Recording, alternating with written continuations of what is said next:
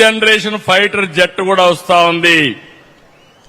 ఇంకో పక్క మీరు చూస్తే రాయలసీమ ఒకప్పుడు రాళ్ల సీమ కాదు.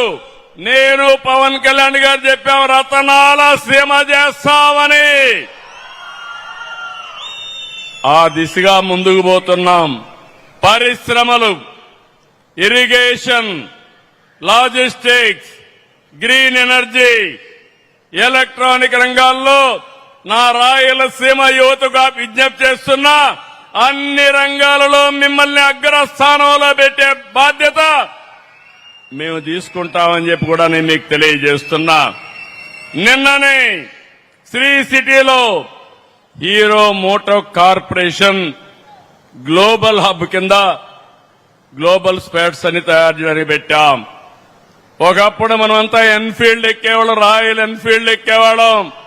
అది కూడా ఇక్కడే బుల్లెట్.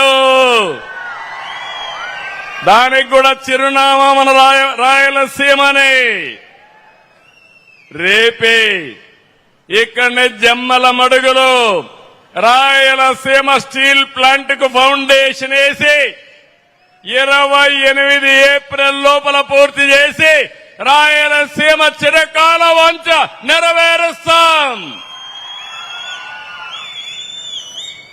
ఇప్పుడే మంత్రి గారు తోతాపూరికి ఎంఎస్పీ కింద సహాయం చేశారు. ఇంకొక మాట కూడా చెప్పారు. I strongly believe our honourable minister, our మామా is very popular, is people's man. If you say something you will get it done. I told me గట్టిగా యు కాల్ హిమ్ మామయ్య అని. మామాని గట్టిగా పిలవండి. మీరు మామా అని పిలిస్తే మీకు ఇమీడియట్ గా పలికి మీరు కోరిన వరాలు ఇచ్చే వ్యక్తి